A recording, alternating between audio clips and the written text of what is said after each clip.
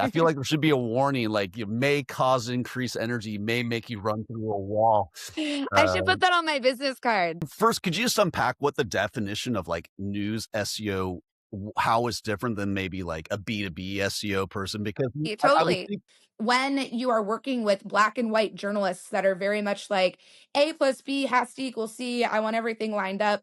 And then you are an SEO strategist that like lives in the gray essentially, right? Like we are always living in the gray and trying our best to make the most sense of it.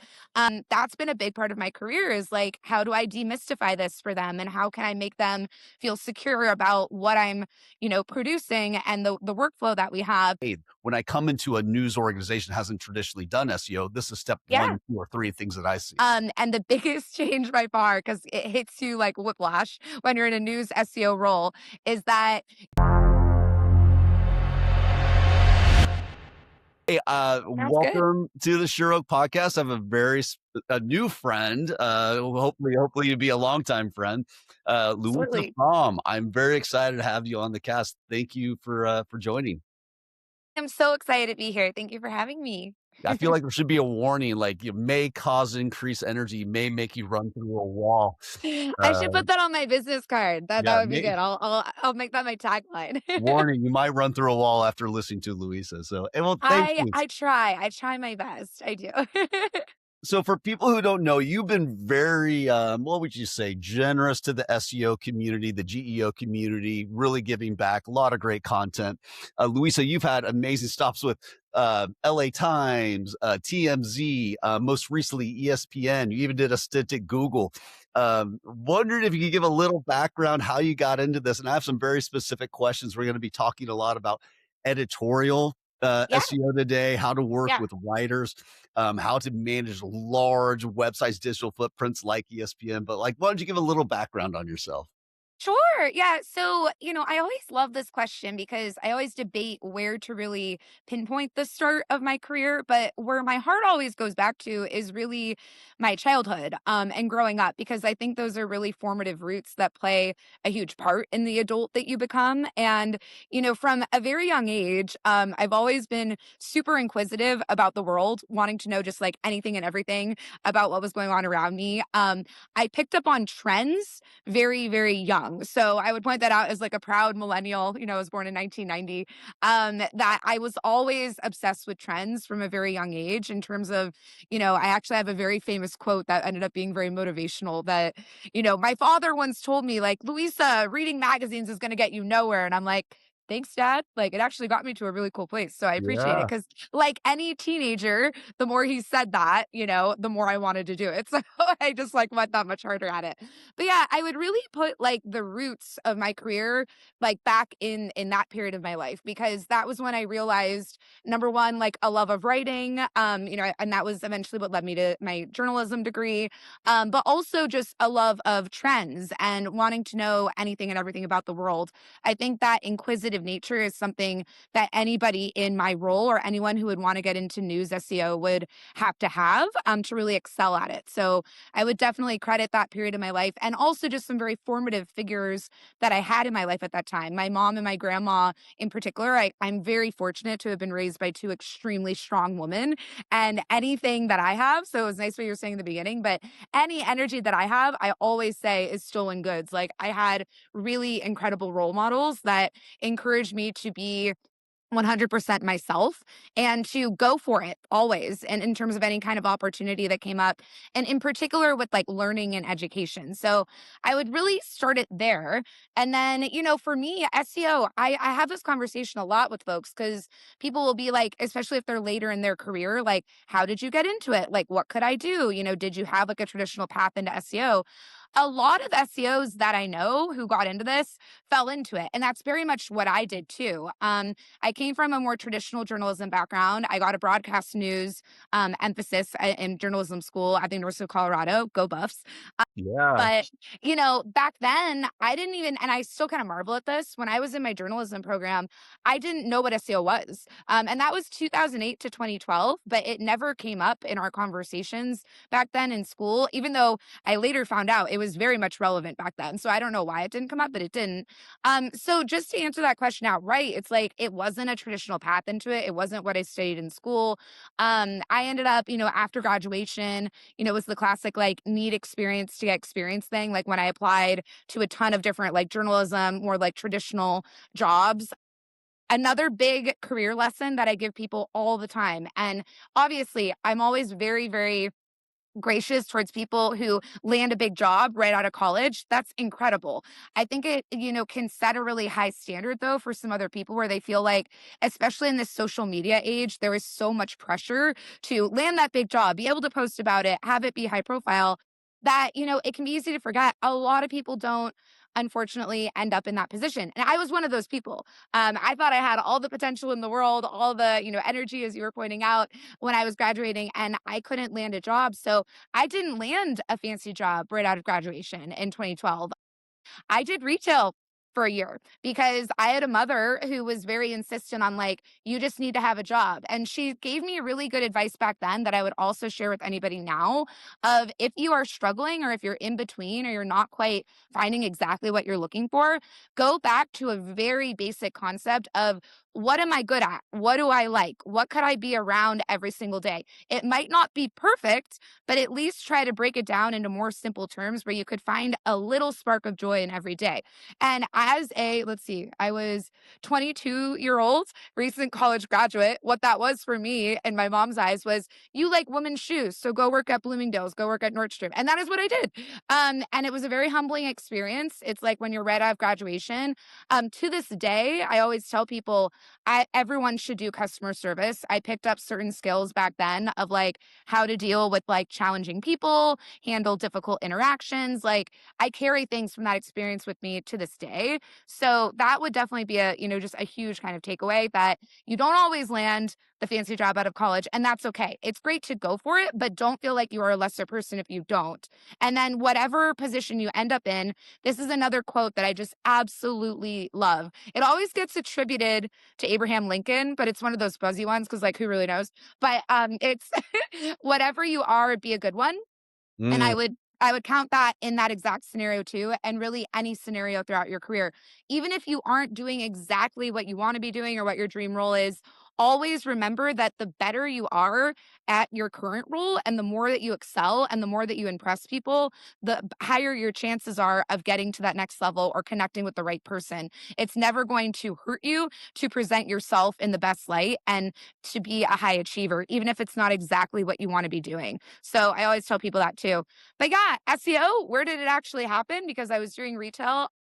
There was a bit of a bridge role. I was working, in retail. I kind of knew that I was probably going to have, a bit of an expiration date. And then, I always tell people I'm not a hashtag ad for LinkedIn. It has just helped me tremendously throughout my career. I was one of those nerds that had a LinkedIn when I was in high school, when the right platform on. was in its infancy. I had my first internship in high school, and that was when I started my LinkedIn. But a LinkedIn recruiter reached out to me actually for this role at a company called Internet Brands. And that was where it also goes back to the schooling thing, right? Like I hadn't studied digital marketing. I hadn't been in my business school. I hadn't done that. But, the recruiter reached out, and that is the definition of what people say, right? Like you just need a door to open. That was what it was. It was like a door opened. And I really credit that place with, I got in there in a very entry level role, but that was where I first learned what SEO was. We did a little bit of it in that role, and that's all you need. You just need something that'll get you interested, and you never know where it could take you. And then yeah, the next step really was like I was there. That was where I got my taste of it, and then after that, I found my way into my agency, W Promote, and they were fundamental in my career. I always shout them out in any kind of an environment like this because they were so helpful in giving me training, not only on the creative side, but also on the technical side of SEO, which doesn't always happen. And I was extremely green, but I guess they liked my energy, as you were saying back then. And I had a fantastic boss who was willing to kind of take that and run with it, and some fantastic mentors there that really shaped my career and built a foundation that I still use to this day. So that was really the beginning, but a lot of it was just, be open minded. You never know where your career could take you. And really, the next thing that would just, to kind of bring it full circle was I was at W Promote working in more of a traditional agency environment, like lead gen and e commerce clients. I was very happy there in terms of what the environment was. I always wanted to get back to news though. Mhm. Um, and find some way to kind of like connect the two because I like this thing that I had fallen into. But news has always, as I said, been my lifelong love. I've always loved news. And again, it was a recruiter that reached out, but it was for an SEO coordinator contract role at E online. And another lesson that I would give folks is that was a contract role, which was pretty scary in my early 20s because I was not married. I did not have very much of like, a backstop to fall onto. I did my research into like what does that mean if you kind of go from like a more cushy, full benefits type role into a contract role. It always is a little bit of a leap of faith and it was Right. back then.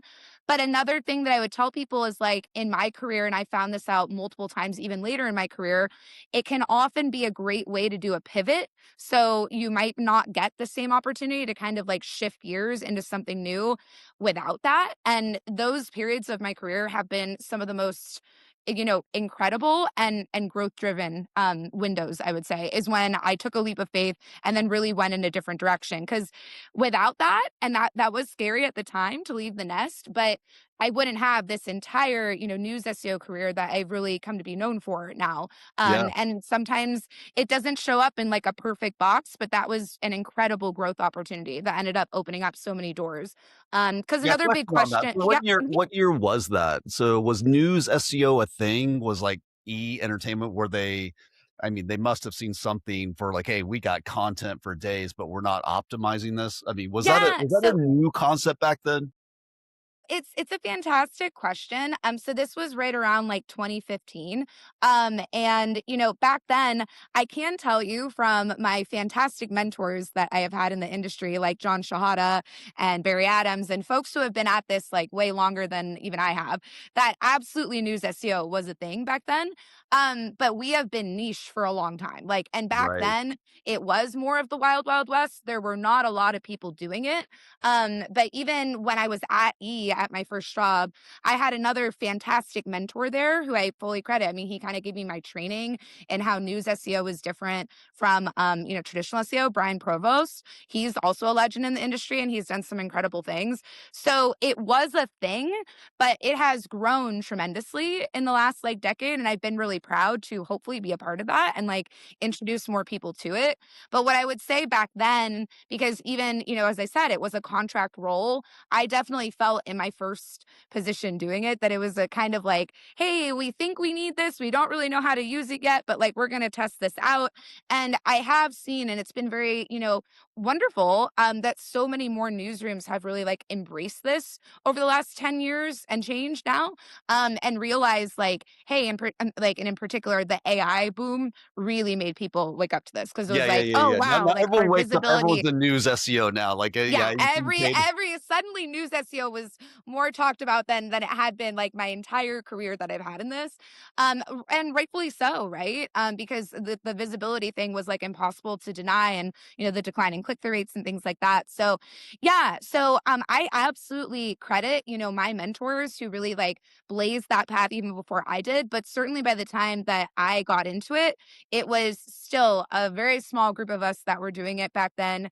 It was a lot of like experimentation. It's still a lot like that. And that's something I love about the community actually is like we're very forward with that, way of thinking of like throw things at the wall, see what sticks. Like to be a great SEO strategist, you have to have that mentality because you're never going to be living in the black and white, which leads me into, another thing that I figured might come up today, but it's like when you are working with black and white journalists that are very much like A plus B has to equal C, I want everything lined up, and then you are an SEO strategist that like lives in the gray essentially, right? Like we are always living in the gray and trying our best to make the most sense of it.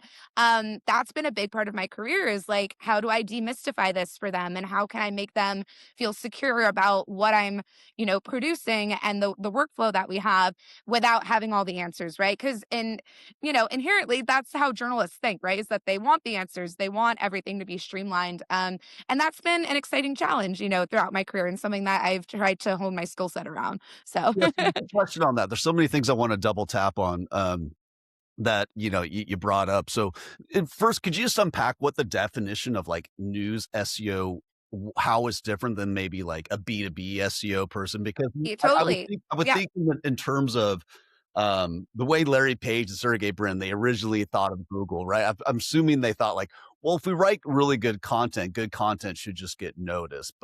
Of course, there needs to be optimization around because we're dealing with machines. And now with, like you mentioned, AI has now really made it more pure. I would think, news journalism and news SEO would really prosper. So could you maybe unpack what the difference is and then maybe like draw on some of your experience of like, hey, when I come into a news organization that hasn't traditionally done SEO, this is step Yeah. one, two, or three things that I see. Question. Yeah. So and this is usually my party trick when I'm explaining like what SEO is and The like what I superpower, do. not party Yeah, trick, yeah. superpower. Because to this day, you would be like a lot of people still don't know what like SEO is. So I'll usually say like, oh, I work in SEO, and that's like what? And then I'll be like, I work in search engine optimization. It's like what? And then I'll be like, I work in Google marketing, and that's like how I'll break it down is like anything that you find through Google, like just making it like very simple terms. Like imagine what you search for in Google. That's what my team is focused on. That's what my career has been about. Um, but usually where I'll take it after that, when I get kind of into the weeds, is the biggest difference right away that I knew about. Because as I was saying, a few minutes ago, I know both sides because I actually got my foundation on the agency side, which was really helpful for me because when I speak with bigger groups of SEOs at like conferences and things like that, where truly to this day we are totally outnumbered as news SEOs. Like they're the at conferences, it is totally e-commerce lead gen, like it's more of the traditional side of things. But when I'm breaking this down and kind of trying to bring our sides together and be like, hey, like what is the same, what is different? The biggest difference by far, and I learned this very quickly in my first news SEO role at E, is the timetable that you're working with. So when I was in the agency world and I was kind of getting my feet wet and starting to work on accounts, you know, we learned pretty quickly that like SEO could be more of like a spaced out sort of strategy. It would be like, hey, we're going to make changes to your website. Then we're going to check back in on it within like a week, within a month, within 3 months, within 6 months. Like we had a very kind of like staggered approach to it where it was like, this is the kind of progress that we'd want to see over time. We're going to have incremental changes that we're implementing.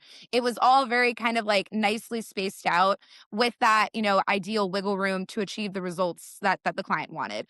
And the biggest change by far, because it hits you like whiplash when you're in a news SEO role, is that the foundation is the same essentially, like the keyword strategy, like again, that was great training that I had from my agency life. A lot of the other kind of like fundamentals are the same, but your window for success is like this much Yeah. smaller.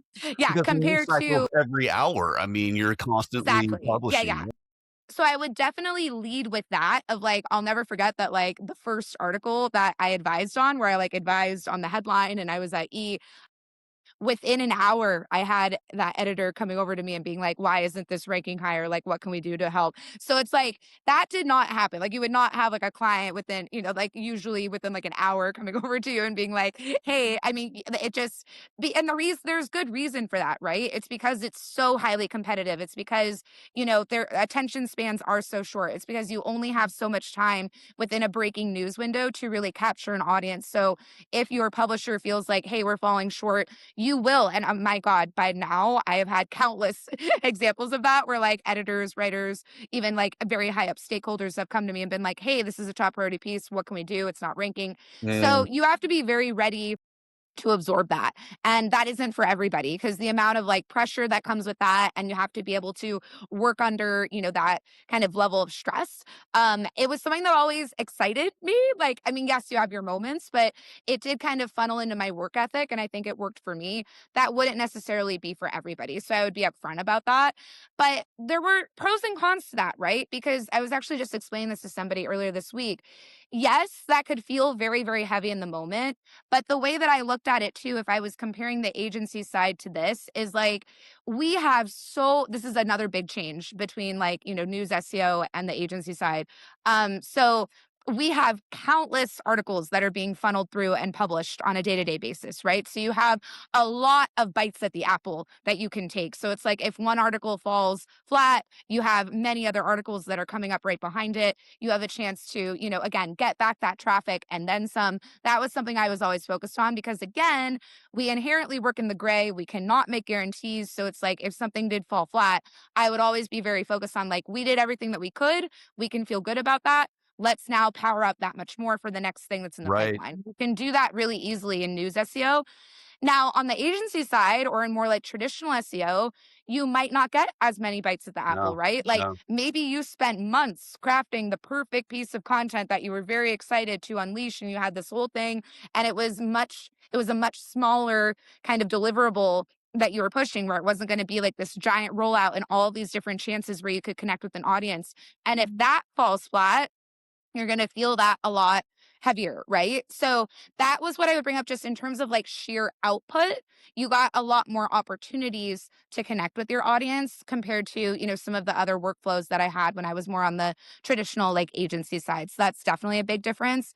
Also just in terms of like priorities with like the different, elements that you would be working with on the SEO side, headlines carry a ton of weight, Yeah, right? Because yes. like Oh, you're talking about news and it doesn't mean that like nothing else matters because we were always pushing best practices across like headlines, URLs, subheads, like alt text captions, like obviously internal linking is also very huge with articles. Yeah, I mean, so there were many different things to think about, but I would say on the news side, you just had to be very focused on the headline. Like I always prioritize that because on just a straight up like one-on-one interaction with your reader, that's the biggest thing that they're going to be looking at. So that was always a delicate dance with like, our writers and editors. And I was really thankful to the ones that would be, prepared to kind of like meet in the middle because I was always very aware of, hey, we come from different worlds. Like what they want to express in a headline can often be different from what we're trying to target with like hitting the right keywords, maximizing the tight character count that we have. And that really is a skill that's built up over time. And the biggest thing that I always tried to lead with, and I hope that they all know that, like any of them that are out there, was like mutual respect because I had so much respect for what they were doing and their entire process. I never wanted it to seem like, hey, I'm this foreign body that's coming in and trying to, kind of overtake your creative, outlet and the way that you're trying to present this article. I was always just trying to meet them in the middle yeah. and say, I want to get as many eyeballs on it as possible, right? Because that's the way that the brand will continue to thrive and we'll be able to, produce more work together, right? Um, but those would be some of the key differences that would come up like right away. But again, the nice part was a lot of the fundamentals, right? Like could transition over. And they did. And that really helped me in my career. But certainly the timetable is the biggest thing because that is tough, but it's also exciting depending on how you look at it. So whichever side you fall on, I think makes it clear like if you can excel at news SEO or if another path might make more sense. Yeah, that's so good. Yeah, I would imagine, like, when you got your job at ESPN was, and by the way, Lisa's onto her next adventure, so, yeah, so she had a It's great exciting. yeah, It's it's a real I have really, some good really things in the positive works. time at ESPN. But imagine when you got that job, it was like, "Oh, this is amazing, constant content, great stories, great footprint," and then it was like, "Oh, shoot, there's a lot of stories, there's a lot of prioritization," and I would imagine, a Yeah, lot of our clients are B2B or some kind of B2C service where we do but the writer, in the organization isn't like the top of the organization or the content sure. maker Yeah. like a lot of ESPN, so I'm assuming there's a lot of like, Luisa's only one person and her team is probably small but mighty, We but were can't small put but mighty. yeah, but can't put their hands on every piece of content. So I'm assuming you're able to come in with these very high powered, journalists and teach them about SEO and like in training and you mentioned collaboration and alignment. Could you Yeah, double down a little bit on some of that? Like, hey, when I come in and I work with a journalist, teaching them to do their own SEO because I can't get to yeah, everything. I can only get to yeah. the top breaking story, but then like the follow-on stories. I imagine that's super important, that the idea of education and training for you. Okay, well, first off, you're speaking my magic language because Okay. anyone who has worked with me can absolutely back this up that I live for training, I live for teaching. I think it's the only way that you can truly accomplish the end goal that you have because as I have learned, even though I am a total workhorse, you cannot do it all yourself. You can't. There's just no way to do it. And I am someone who will try. I will absolutely try, but it's like you can't. So anyone who has worked with me across the newsrooms I've been in would absolutely back this up that my first step always in stepping into any kind of a new newsroom environment is training and level setting and creating a foundation because you on the flip side do not want to come in as kind of like again the foreign body. You are different from what they do. You are inherently different and just start kind of telling them what to do. That's never a good Right. approach to anything. And I would go back to again, like And I my imagine these training. journalists don't take well to that. No, no, no, no. I mean, my They're the experience, top of no. their profession, Yeah. right? And that's why, like, I know I've already said it, but I'll emphasize it again. I really believe in mutual respect because we're coming from a place of good intentions. They're coming from a place of good intentions with the work that they're doing. And I always wanted to give people the benefit of the doubt in that and believe that if we can mutually respect what each other is doing and what we're trying to accomplish, then we can actually like meet in the middle and really create a workflow that makes sense for everybody. So, training absolutely is like, I think it's actually my biggest passion that I found training and teaching in the career that I've had because it's fulfilling, yes, to do it yourself, but I have found that it's even more fulfilling to see someone else embrace it and really understand what you're promoting and what you're doing. Like, it gives me the warm and fuzzies just thinking about it right now because then you really know that the impact you're having goes beyond just yourself. And isn't that one of the most beautiful things in life is when, whatever you're doing doesn't just, you don't just do it for yourself, you do it for the greater good of whatever organization you're working in. So I firmly believe in that. And training, can go a lot of different ways, but, depending on the organization, you had asked about ESPN, right? So at ESPN, we were the first like full service, like in house SEO team that ESPN had had. So what we were kind of coming in thinking about this was something I definitely had on my mind was okay, at first I want to chat with, these journalists and with people in the newsroom and figure out like what were their previous experiences with SEO? Like did they have any disconnects? Were they given information that didn't make sense? Like you just want to get all of that out in the open so that there isn't any further confusion. So had a lot of those conversations to kind of How do those level set. conversations go? Were they apprehensive? Were they skeptical? Like, I've done this before, it's just a roadblock to my publishing. Yeah, so it's across the board, right? And I mean, out of respect to those people, I won't go into detail, but it's like, it was across the board. There were people who had said like, "Hey, I heard, this from one person, this from another person. It was confusing." There were other people who were maybe more indifferent and they were like, oh, "Okay, I've interacted with this a little bit, do what you're going to do." There were people who were legitimately excited who were like, "Hey, I've heard that we need this and I'm excited to have you here. I want to learn more." And the key with all of those scenarios is that everything is okay. Whatever people said was okay. And that was a mentality that I kept the entire time that I was there and in any newsroom I worked with because really at the end of the day in a newsroom like I put them above myself. It's like whatever your preferences are, I want to meet those, and then also again respect what your workflow is. I don't want to be kind of trying to like jam in what I'm trying to do.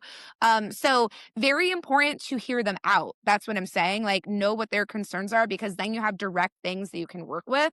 So, did a lot of that in the beginning. And then once I was aware of those things, that's where you create like a deck. That's where then you have your best practices that you lay out. You do those straightforward training sessions. You hit all of the fundamentals that you would need in SEO and specifically in news SEO, which we had already gone over. So, you review all of those things. Another big part of training, and I believe this in my bones, is that it never stops. I say that about my newsrooms. I say that about myself. I hold myself to that where nobody is perfect. Nobody is an absolute like know all be all, expert. We all can learn more every single day. So a big thing that I would suggest to newsrooms is like after you do these training sessions and you kind of like level set and give folks a foundation, you want to have a centralized area where you can continue that communication. So, whether that's Slack for your newsroom or that's Teams or whatever it might be, you want to have like a channel set up where then those journalists can flag their stories and it can be like, hey, I'm working on this. Like, what do you think? And then your SEO team members can go in, have that correspondence with them, and really keep them actively engaged in what the process is, right? Because training never stops. You have to be consistently thinking about it. It's the same way that like people always bring that up about, languages, right? Like if you're speaking, you're learning a new language, the best way to learn it is to have the immersion process, right? And like if the more that you speak it, the more, natural it's going to feel. I would say that same thing for flexing an SEO muscle. It's that you want to be actively thinking about it. So we really put a lot of stock in that. And then the next step after setting up that channel and having that like regular correspondence was, and this would apply to any newsroom, but you want to have regular appearances in those editorial meetings that are going on. So again, it goes back to the like, you want people thinking about SEO. You want it to be a regular sort of part of the workflow. So at ESPN, like my analysts would be in those meetings and would be actively Okay. participating, would be assigned to different sections. So again, it's just that people know that you're there. They know that you're a resource that's trustworthy. We also had 7 days a week coverage. And I thought that that was really important so that people knew like, hey, we're not just kind of popping in and popping out when there are big temple events. We're here consistently for you, because I have found that's another really big thing with journalists is that they take that upon themselves, right? With their work, it's like I have to be on 24/7. If breaking news hits, I have to jump in. Well, I did, obviously within reason, but I did want, our journalists to know that like we will have like 7 days a week, like availability. If you have something that's going on, we want to be there for you and be that consistent, sort of resource that you can depend upon. So that was really huge. And then the other big thing that comes up after that, once you have those things established, I mean, another big thing in newsrooms is, real time event tracking, right? So there's a lot of temple events. I love temple event coverage. It's like my favorite thing that I got to work in news. And there are multiple parts to the SEO strategy with that. So They're what? ideally, What are they called? I'm sorry, you call them temple events? you're totally fine. I always forget. It's so funny. It's so natural to me. So temple events would just be, like kind of those classic events that are on the calendar. Oh, okay. And a lot of them are like seasonal in nature, right? So in sports, it would be like the Super Bowl, the Super Bowl. World Series, It's Stanley not it's a Cup, high high religion thing. of America. Yeah, okay, got Yeah, it. yeah. So it's so funny because that can be like such like news industry talk. But yeah, so temple events we were always very focused on, and there would be a different strategy with that. And I would share this with any folks who are in news SEO. But prior to the event, you would want to send out like an SEO guide. So that's like, hey, here are the big trends and keywords that people should be aware of ahead of the event. Give them that kind of coverage in advance. Help them with any pre-writes that they have for the event. So coverage that they're already working on, be actively providing guidance, have that laid out as kind of the foundation. And then of anything you can be aware of ahead of the event. And then during the event, having real-time trend tracking and coverage, obviously very helpful because you're going to have interesting breakout things that come up, right? So you want to be able to jump on those things in the moment. And then if necessary, pivot and create a piece of content or provide guidance, in the moment. That's always very critical. And then postmortems are really big in the news SEO world. So going back to like improving awareness, getting people thinking about this all the time. Once an event is over, doing that wrap up of like key takeaways, what were the top performers, what can we learn for next time? Because the cool part, especially of working in sports, this applied to all of news, but in particular in sports, things are seasonal, things are cyclical, right? So you really can learn a lot from this year's event about how to handle the next iteration of the event, right? So the prep work almost starts like right after that particular cycle of the event is over, because then you can apply that into planning for the next year's event. So those were always really big things that we tried to hit. And then I also, I can't stress this enough. In, we were talking about kind of the bigger industry implications of this type of work and what you have to think about. In SEO, the outside entity, makes a really huge difference in what we do internally at publishers, right? That might not be the same case for other divisions of a company, but in SEO, we absolutely are impacted by Google, by these outside entities, by the things that are going on in the industry, no matter how big your brand is. Like, I would just throw that out there, like, you are Yeah. impacted. So it was always really critical to me. And I would say this to anyone who would be in a similar position. You brought up ESPN, but really a role like this at any level is that industry education, making people aware of like, what is AI? Why is visibility being impacted by these AI overviews? What do people need to know about personalization in search? These were the types of trends like, multimodal search. What does that mean? What does that mean that YouTube and Reddit are popping up more often in search results? I wanted to educate people constantly about these things so that then it wouldn't be as much of a, hey, I stumbled upon this and this takes me aback. And like, what does this mean, Louisa? But more of a like, hey, I'm actively involved in this conversation with you in this dialogue. I've been keeping, up with the newsletter that you put out. I've been, kind of keeping tabs on things. And they're more actively involved in the conversation then, as opposed to like, this is scary and there's so much, going on like that's impacting us. Like, what is this? So I more so wanted to like wrangle that narrative and be able to own a little bit more of it for my brand specifically. Yeah. That's so good. So, I mean, with a huge digital footprint, yes, absolutely. The social medias, especially now with AI, is like it's taking into account all the social media mentions, your stories and the backlinks and all of that. That is still really huge. The one thing I did want to ask about, you have this cycle. You said you have these real time alerts of news coming in constantly. Sure. What about like evergreen content? I've seen in a lot of your writings, you talk a lot about explainers and Yeah. you call Yeah. it utility content. Could you Sure. maybe, talk a little bit more on that topic? Oh, goodness. Do you have all day? Yeah, sure, yeah. May No, no, no. maybe the I rest of love the cast, utility. maybe 5 minutes, whatever you got. I love utility content. So I love this question. I love evergreen content. I do think this is a really important topic for this exact era, of SEO because I get it. I do understand, the bigger industry implications, as I was just pointing out, of like zero click search is very real. And when you create utility content, it's like, is the AI overview just going to kind of claim it and everything like that? So I'm going to get on my soapbox for a second because I really firmly believe this and say, I acknowledge all that. That is not lost on me. Those are legitimate concerns to have about zero click search and your overall visibility and like the long term investment of it. I still firmly believe that journalism institutions have an obligation to our readers to provide the facts that they need in timely windows.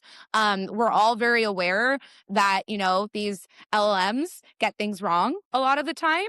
We're all aware of AI overviews and how they can be lacking context. I've been tracking this very closely over the last 2 years. So I, as someone who has been in news SEO now for over 10 years, do not feel comfortable sitting by and saying like this isn't worth investing in because of, the amount of visibility or the fact that the AI overviews are taking up the space and backing off of it. I feel the opposite. I feel like we need to then, really step up to the plate and really profile our EEAT that much more, like in this era because that is what journalism institutions can provide to their readers. Like we have the sourcing, we have the in-house expertise. Like we need to be elevating this, not backing off of it. So I took this extremely seriously in every role that I had, that you had mentioned, but in particular at ESPN, being a lifelong sports fan, I always say that like ESPN was practically like another member of my family. We always have it on in my house. I took this extremely seriously of like, okay, what is ESPN's expertise? Obviously it's sports, obviously it's stats.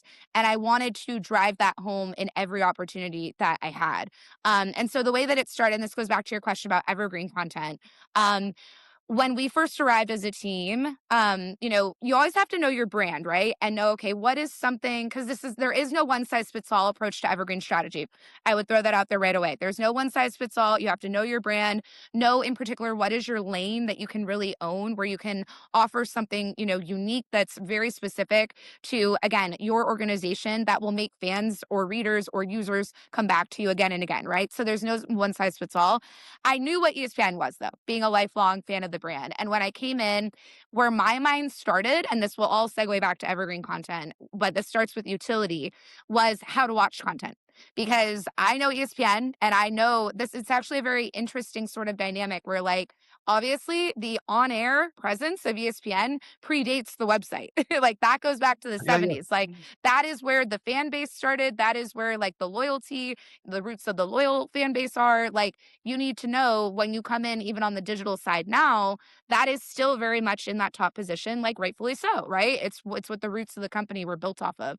So I came in just being a brand person. I was like, I want to get involved with that. I want to be hooked in with that because I know that that is the objective of the top objective of the company.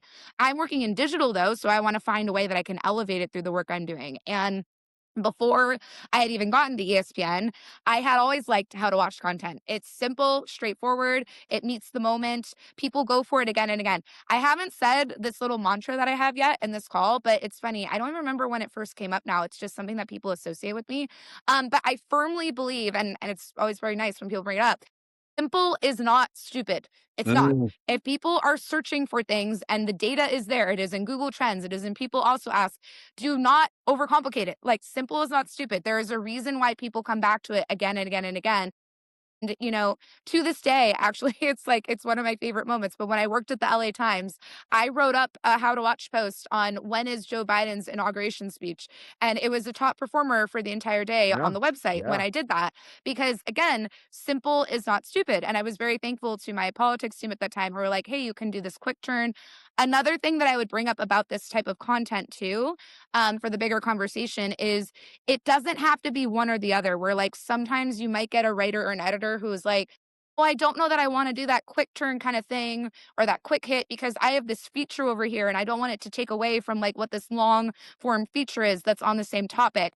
And I would really stress that those things can coexist. Those are Yeah. different audiences. Not everyone is going to have 30 minutes to read that, beautiful feature, even though they should. Some people might want that quick hit sort of, hey, when is whatever this is on? What is the core kind of question that needs to be answered? They can coexist and meet those audiences in different places. So how to watch content was my first priority utility wise when I got to ESPN because I knew they are going to care about this. This is their on air, baby. Like, this is, like a giant, company objective. Like, and I want to be a part of it. So we were really able to make an impact with that right away, just going off of all the things that were on our air, and building a strategy around that. And then eventually, that was what gave us enough awareness within the company. And really, I would say enough like acknowledgement. Like, we got really good feedback on that people were happy that we were investing our time on our team and our bandwidth in that eventually that was what allowed us to get a freelance writer. And then that was what created, and this is where the two parts come together. So straight up utility content with how to watch, but then the Evergreen explainer, because you had asked about Evergreen, they came together in the middle, but it had to start with how to watch content. And that was more of the like quick hit utility, has an expiration date most of the time. But it worked very well. And it continued in tandem that way moving forward once we got the freelance writer. Cause then it was, okay, we can continue this how to watch prioritization. That's going to lead whatever the slate is. But Mm, then with the freelance writer, and this truly as a lifelong sports fan was the thrill of a lifetime for me to build this. I always bring him up. My brother is a sports encyclopedia. He's incredible. I grew up basically with like a commentator on my couch. Like, it's incredible. My brother would always bring up the most random things we were watching sports and be like, oh my God, do you know that in 1967? I'd be like, I did not no, know. I did not know that. So that was the house that I grew up in, And so he was very big on stats. He always knew, like, hey, these were the top 5 people. Did you see, like, how long that field goal was? Like, he would always bring things Yeah. up. And I felt like that's why, like, kind of going back to what you were saying at the very beginning, I feel like my whole life kind of prepared me for this career that I have, but then also specifically the ESPN role that I just had. Because those stats were funneling through my head of like, again, simple is not stupid. What are the basic questions that people have when these big game moments happen, and how can you create content that can have evergreen appeal? Yes, so like people could look for it technically at any time during a sports season or during the year, but then when breaking news hits or something happens in a game, you know that you're going to get that spike in search interest. And that was really the sweet spot with evergreen content. And in particular at ESPN, a lot of it, and this would apply to any news brand, you first do trend forecasting, right? You need to know your audience. So you want to kind of like see where they might be going even before they're there. That's going to help you with bandwidth so that you're not just constantly having to like write up an evergreen Yes. explainer like right in the moment. So a lot of it, especially for anyone who's building out a team in what this is, you want people who are very on the nose about that, about whether it's using Google Trends, using People Also Ask, SEMrush, whatever it might be. They're very aware of like, okay, what is our audience? What are the questions that they might have even before they're asking it? How can we prepare Mm, content around that? So then in the moment when that right breaking news hits, all you have to do is go back in and refresh it. That's really the idea behind evergreen content. One other thing that I would bring up, because it was a great like initial question of like what evergreen content means and like why utility content still matters. Well, I'm just gonna throw it out there. We've heard a lot in the last year, right? About like SEO is dead. SEO is dead. There's been a lot of articles that have been written about it. Obviously, I hope that SEO is not dead. I still want to have no, a job. I it's do. I still want to, very much the opposite. yeah. I mean, I've had like many friends and family come to me concerned. I'm like, no, I truly feel that it still has a place. But what I would say is that certain practices that previously maybe could have, slid under the radar or could have still worked in the past, I think are fading off. And one of those things that I would bring up is about evergreen content, where there was more of a mentality of like, set it and forget it. I mean, I remember when I first got into Yeah. news SEO, it was more of a thing of like, hey, evergreen content, you can just create it and then it sits there and then it drives traffic forever and you barely have to touch it. In news SEO, what I found, because again, I was thoroughly embedded in this content initiative that I just ran at ESPN for 2.5 years. And what I found was that the best content was being regularly refreshed. Yes. That was why it was evergreen, but it was still populating in AI overviews. It was still populating in People Also Ask. I literally thought about this 24/7 and I tried to find those windows of opportunity where, again, related updates would be popping up. And I'd be like, I want to refresh my content of this, off of that. So I would say that like that kind of old school thought process of like, I can just create something and it will drive traffic and it won't need any attention. I found that, not to be true, especially in the AI age, right? The thing that really made these things pop was like going back in, refreshing them. I'll give you one really good example. It's the one that I always love because it was a crazy 48-hour window. But, when we were first building out this strategy, and, we were kind of like brainstorming, obviously kicked it off with a lot of football because football is king in the US. We know what our audience likes. Again, you got to know what your audience likes. So I immediately started brainstorming like, okay, based off of research, like what are those kind of top tier questions that people are going to have that we can build things off of that hopefully will have breaking news, hit later off of. And two of those things, so it's for college football and NFL, we did the longest tenured head coaches of all time. And then we also did the winningest in terms of like championships. So like who had won the most championships. Another thing that I would say to anybody in this position of building out evergreen content, if it ain't broke, don't fix it. You can use a formula across multiple things. So that was what we found. Again, there's no harm in doing longest tenured for both of those sports. There's no harm in doing who has won the most championships. Like seriously, find things that work and then duplicate that formula for more than one audience that is interested in it, right? So really pay attention to those trends.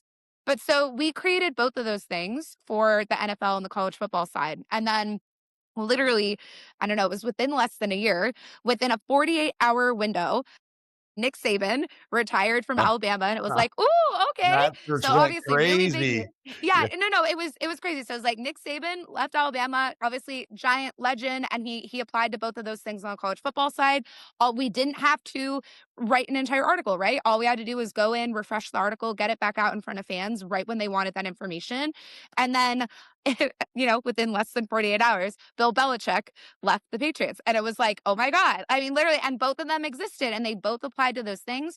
But all we had to do in both of those cases was go back in, refresh the articles. And the other big thing that I would bring up for anyone who runs this, right? So I brought up the importance of updating, but recirculation is huge in this era, right? Because the other big thing thing that's changing about AI is you cannot define your search performance solely by the first page of Google anymore. No brand is going to get the same results that they were previously getting off of Google now. It doesn't exist that way. I firmly believe that SEO is not dead, right? So that still matters. You still want to like throw everything that you have at the wall, like see what sticks, make your best effort. But we can't keep up that mentality of like, oh, it is, our search performance lives and dies by the first page of Google. It doesn't. What I would say is like these search triggers still really matter, right? So you create content that's search friendly, you give your best shot at the first page of Google, but then and then again, this is going to vary depending on your brand. There is no one size fits all, but you want to find those platforms that go beyond the first page of Google where you can recirculate that search friendly content and still meet your audience where they need that information, right? So that could be an app. That's a very great place to recirculate content. It could be for a lot of sites, it's a newsletter. Reddit is becoming an increasingly important kind of recirculation channel. YouTube, like there are so many different places. That's why like multimodal search is becoming so much more relevant now, right? So it's really important to think bigger about what your strategy is beyond just the first page of Google. You can't define your performance solely by that anymore. And that was a big thing that we were doing at ESPN was trying to find those, different platforms where folks were searching for the same things. So we created that content and we could get more of that traffic boost from those other places. That's so good. I'm so glad you brought up recirculation, particularly YouTube. Could you talk a little bit about your experience with video at ESPN? Because obviously you work with the writers. As SEOs, we're always overly focused on keywords, the writing, the headers, but video is so important to our pages and the engagement, Sure. not just for bounce rate, but for engagement. It's the second largest search engine in the world. It does a lot. So how should people really approach video? Maybe not just for ESPN, but like anyone who's getting into like, hey, I need more eyeballs. I want more engagement on my pages. It's a great question. I'm really glad you brought it up. So you cannot deny the connection between, I mean, video, yes, absolutely, but specifically YouTube and SEO. They have YouTube and Google have a partnership.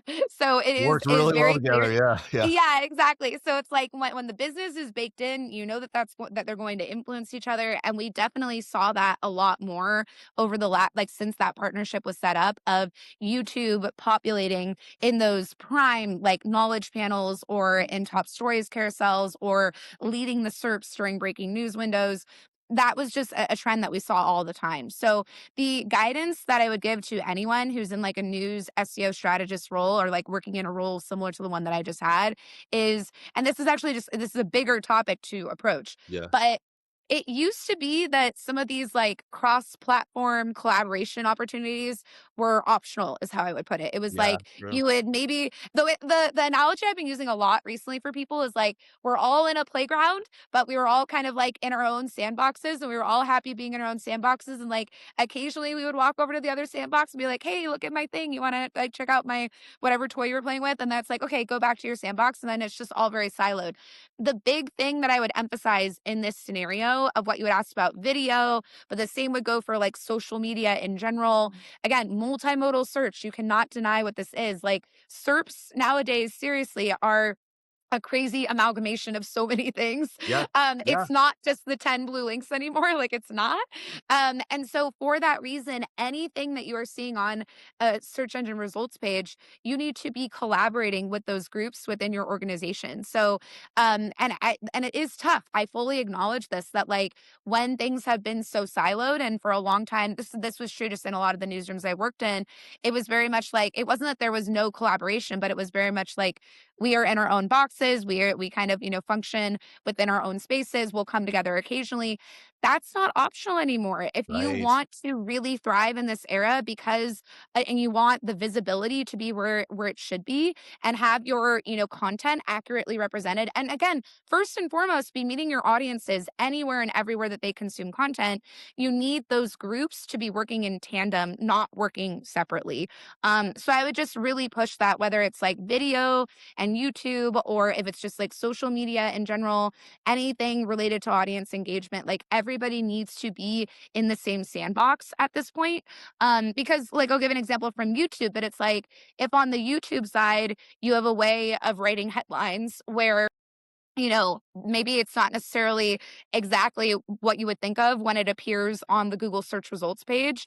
That's a disconnect, right? So it might work really well for on the YouTube, site when it pops up there, but when it's popping up in Google, search, it might not provide the best user experience, right? And those things need to be connected.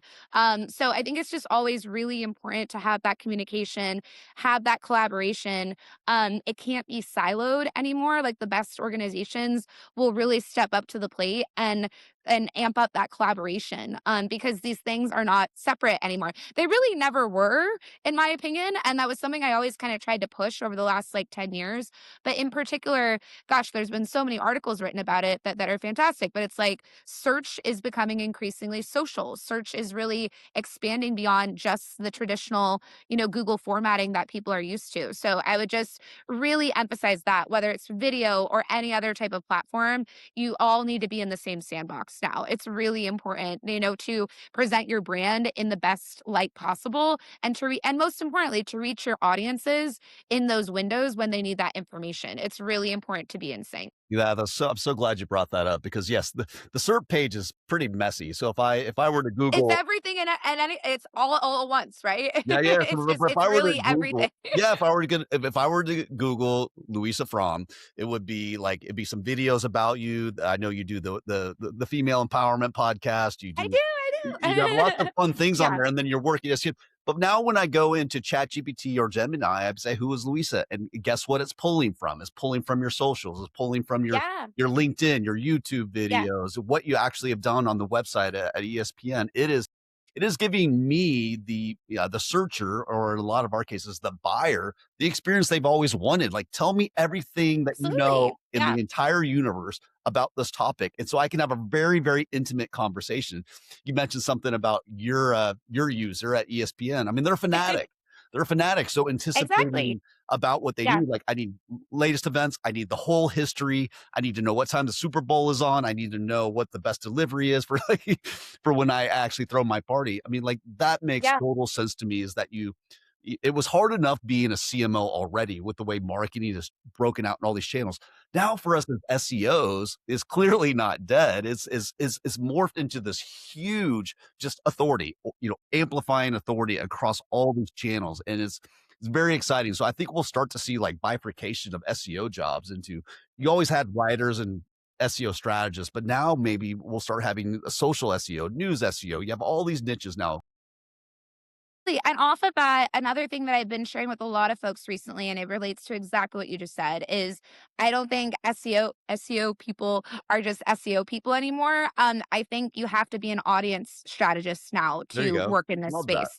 And I think that's why it's expanding, because SEO isn't just defined by the first page of Google. So if you want to build out, a sustainable referral strategy, and again, I can't say it enough, but like meet your audiences anywhere and everywhere that they consume content, deliver that information that they're seeking in those timely windows. You have to have a greater awareness of the bigger audience strategy. It can't just be being in the SEO box anymore. So I would definitely encourage anybody who's been more in that SEO silo to really open their eyes to a lot of these trends related to like multimodal search and, get more baked in like with their bigger like audience development team within their newsroom, because there's so much incredible ground to be covered there. That was something that I really explored a lot in my time at ESPN over the last few years. And it's only going to continue to expand in that direction. So it's exciting. I mean, and obviously there are certain trends in the industry right now that can be very frustrating, and the visibility and declining click through rates and like all of that is very real. But maybe it's just the fact that like I'm an eternal optimist by heart, that I do try to look at it as well as an exciting time where there is a lot of development and there's a lot of evolution going on. So I think you just have to keep an open mind about that and stay very, on your toes about where the industry is going next. So I can't stress enough. We kind of come full circle. You had asked about training, but seriously, read up on, the industry blogs. Like I love, Search Engine Land, Search Yeah. Engine Journal, like the things that, we have so many brilliant minds in the industry. It's one of my favorite things about working in SEO is Yeah. that knowledge sharing has never been frowned upon. It's always been like, hey, let's get Yeah. out, let's speak at conferences. Like I have so many people in the industry that I love, and I try to feed into that as much as I can as well. But I would encourage that that much more of that too. Because remember, none of us have all the answers. We're just doing our best every single day. So, I'm happy to play a small part in that, hopefully, and help people decipher what's going on. So, No, I'm just like you. I'm super optimistic. I think the idea of AI now having intimate conversations with our readers, I think it's exciting because you can't buy that credibility. That's all earned organic, and that's all. And I get to the only thing that frustrates me is the people that woke up, this morning and decide, oh, I'm a GEO expert, and I'm going to tell everybody exactly.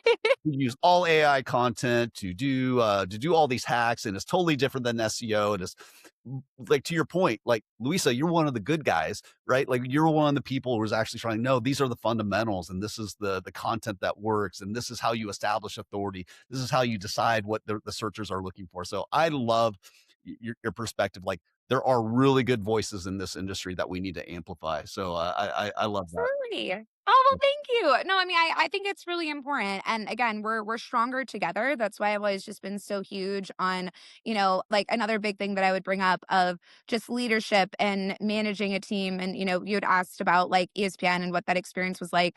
Just always remember, like, you're stronger together. Like, we're on the same team at the end of the day. For anyone who would be in a similar sort of leadership role within a newsroom, you're obviously going to have your challenges on an ongoing basis. But your goal should just be to bring in a really diverse group of folks that have different levels of talent that they bring to the mix.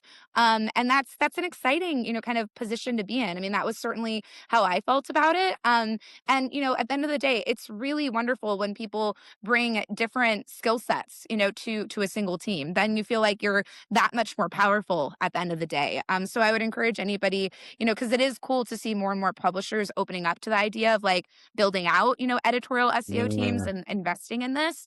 But I would just, I'm absolutely here as a resource for anybody, who would come into this type of role. It's very exciting, to build the next generation and, see where the industry is going next. So yeah, it's, there you don't have all the answers ever. That's the key. You never have all the answers, but I am a big believer that if you bring your 120% to the table, you can't go wrong. You always want to set the best example possible for your team. So that was something I always tried to do. Geez, well, take your 80%, not your 120%. That's awesome. So yes, a lot of lessons learned here. I mean, I know not everyone's in newsroom SEO, but there's so much for even the B2C or the B2B Really, SEO or yeah. GEO person could take advantage of, in terms of training, alignment, doubling down on content, catching on the next line, adding depth to your content strategy. I think that's really really huge. Thank you for being on. How can people find you, Louisa? I mean, I bet people can even reach out to work with you now. I mean, that would be kind of cool, right? So, yeah. So, I have some exciting things in the pipeline that I can't quite talk about Okay, yet, but I'm cool. very excited. So those stay tuned for those updates. But yeah, apart from that, I'm very active on LinkedIn. So I would love to connect with anybody on LinkedIn, Louisa Frahm, find my profile. My DMs are open, so I always welcome any kind of exchanges on there about any cool projects you're working on, or if my background could be beneficial, even if you just want to chat. I brought up a little bit today, but I love professional development in general, and mentoring, and that's been a really big part of my career. So I would also toss that out there, that even apart from my news SEO work and everything editorial, I would love to chat about your career in general if you have any That's questions. great. And yeah, so LinkedIn is great. I'm also on Twitter at Louisa Frahm. You can find me there. But this has been a pleasure, and yeah, I would love to link up with anybody who my expertise may help, or who just needs a boost in general, because it can be a dark world, so I do my best to lighten things up. And are you also doing some other podcasts too? Aren't you a regular on a couple? So, I love to do these types of Yeah. things. I'm definitely opening back up to them now, so I would welcome any other opportunities like this. This has been so much fun. I have loved our chat today. Well, I hope to Yeah, I do it mean, I'm again. I'm very, very open to it. And I have a few other things in the pipeline, along these lines, but always open to chat with folks. You can't shut me up. Yeah, yeah. Well, the female empowerment circles, I saw a couple of that you did with that. That was awesome. I really enjoyed that, and so sweet. I really appreciate that. That was actually an internal thing, that I did at Disney, Okay. and it was the highlight of that entire experience. So It was cool. so cool. So I'm really looking for a way to, kind of like take that externally, yeah, and just continue to, really promote professional development in every single way possible. So I love it. So, well, I hope we do it again. I hope we stay lifelong friends, and good luck in your next adventures, and maybe you'll let me borrow that shirt. I would love that. So, love it. It's actually a dress, so thank you. okay. I really appreciate that. Don't worry. It's fine. Whatever. I could see well, actually, it's funny. They do have a shirt version where I got it, so maybe I'll send you the link. No, but this was so much fun, Nick. Thank you so much. I always love to, again, chat industry, shop talk, but, also just, have good energy around. We need more of this. So Yeah, yeah. I'm it's gonna really go a work highlight. out or maybe run a marathon or something. So that's awesome. Go hike a mountain. Yes. Now we got good endorphins pumping. So That's awesome. Thank you again, not just for being on the podcast. Thank you for helping the community. Thank you for demystifying myths and giving us truths and fundamentals so we can all move forward in this industry. So thank you so much. it it means so much, Nick. I'm so thankful to have you as a friend and to work in this industry with you. Have a great day and You don't be a too. stranger. Yeah, don't Okay. be a stranger.